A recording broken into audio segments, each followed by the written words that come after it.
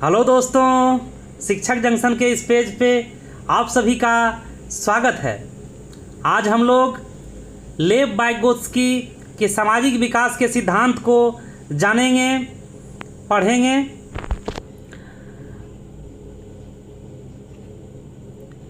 बाल मनोविज्ञान में सामाजिक विकास का सिद्धांत एक महत्वपूर्ण टॉपिक है। यह सिद्धांत लेव वाइगोत्स्की ने दिया। लेव वाइगोत्स्की सोवियत संघ रूस के एक प्रसिद्ध मनोवैज्ञानिक थे। उनका जन्म 19 नवंबर 1896 ईस्वी को ओरसा, बेलारूस में हुआ था।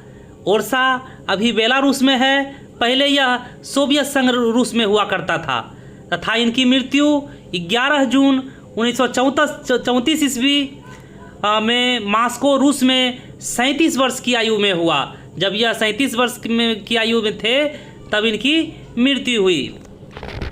वाइगोत्स्की का सामाजिक तथा सांस्कृतिक विकास का सिद्धांत बहुत प्रसिद्ध है। इस सिद्धांत के अनुसार बालक के हर प्रकार के विषय में उसके समाज का विशेष योगदान होता है। इस सिद्धांत के अनुसार बालक के विकास में उनके समाज का विशेष योगदान होता है। वाइगोत्स्की का सामाजिक दृष्टिकोण संज्ञानात्मक विकास का एक प्रगतिशील विश्लेषण प्रस्तुत किया। संज्ञानात्मक विकास जो कि जीन पियाजे ने दिया। हालांकि संज्ञानात्मक विकास पे वाइगोत्स्की भी ने अपना विचार भी दिया है। वाइगोत्स्की का सामाजिक दृष्टिकोण संज्ञानात्मक विकास का एक प्रगतिशील विश्लेषण प्रस्तुत करता है। वाइगोत्स्की भी जीन पियाजे की तरह यह मानते हैं कि बच्चे ज्ञान का निर्माण करते हैं, किंतु यह नहीं मानते हैं कि संज्ञानात्मक विकास एकाकी होता है, मतलब एक ही टाइप से होता है। इनके अनुसार भाषा विकास, सामाजिक विकास, शारीरिक विकास के साथ साथ सांस्कृतिक विकास भी होता है। जबकि जीन पियाजे का मानना था कि बालकों में संज्ञानात्मक विकास एकाकी होता है, लेकिन वाइगोत्स्की का विचार था कि बच्चों में कई प्रकार से उनका विकास होता है। वाइगोत्स्की के अनुसार जिस प्रकार जल के अणु का अध्ययन करने उनके भागों को जानते हैं, जैसे ऑक्सीजन और हाइड्रोजन के द्वारा नहीं कर सकते, उसी प्रकार व्यक्ति का अध्ययन भी उसके वातावरण से पृथक होकर नहीं किया जा सकता है। मतलब अलग अलग करके हम व्यक्ति का विकास नहीं कर सकते हैं। जिस प्रकार जल के अणु का अध्ययन करने के लिए उसके पूरे भाग को जानना पड़ेगा, ना कि अलग अलग भाग को। वाइगोत्स्की अपने सामाजिक सांस्कृतिक सिद्धांत के लिए जाने जाते हैं। वाइगोत्स्की का सामाजिक सांस्कृतिक सिद्धांत बाल मनोविज्ञान में बहुत प्रसिद्ध है। इस सिद्धांत के अनुसार सामाजिक अंतःक्रिया ही बालक की सोच व व्यवहार में निरंतर बदलाव लाता है। वाइगोत्स्की ने शिक्षक के रूप में अनुभव किया कि बालक अपने वास्तविक विकास स्तर से आगे जाकर समस्याओं का समाधान कर सकते हैं, यदि उन्हें सही दिशा निर्देश मिल जाए।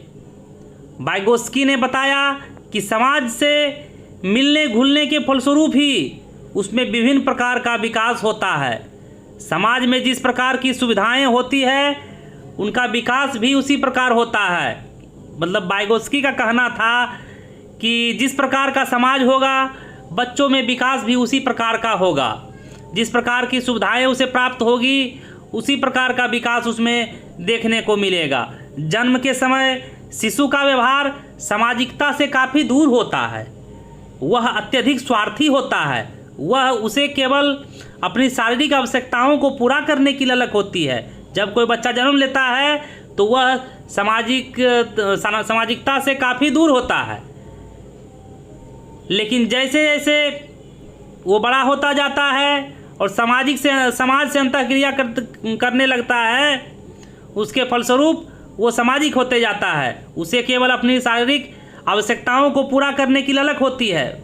जब शिशु छोटा रहता है तब दूसरों के हितों की परवाह नहीं करता है, सजीव और निर्जीव में अंतर नहीं कर पाता है। शिशु के सामाजिक संपर्क का दायरा काफ़ी सीमित होता है। बाल्यावस्था में प्रवेश करने के साथ साथ अधिकांश बच्चे विद्यालय जाना शुरू कर देते हैं, तब उनका सामाजिक दायरा विस्तृत होता जाता है। बाल्यावस्था के बाद किशोरावस्था में लिंग संबंधी चेतना तीव्र हो जाती है। इस आयु में अधिकतर किशोर किशोरियां अपने हम उम्र समूह के सक्रिय सदस्य होते हैं। इस आयु में समूह के प्रति भावना विस्तृत हो जाती है, जिसमें विद्यालय, समुदाय, प्रांत और राष्ट्र तक व्यापक बन जाती है।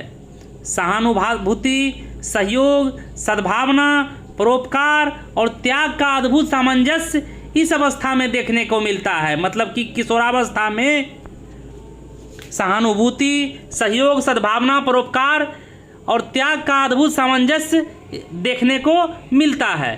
किशोरावस्था संवेगों की तीव्र अभिव्यक्ति की अवस्था है। इस अवस्था में सामाजिक संपर्क का क्षेत्र अत्यधिक विस्तृत होता है। वाइगोत्स्की के अनुसार स्कॉफ होल्डिंग का अर्थ जब किसी समस्या समाधान के लिए जब किसी वयस्क या साथी के मार्गदर्शन की उपस्थिति में कार्य होता है तो उसको हम स्कॉफ होल्डिंग कहते हैं। वाइगोत्स्की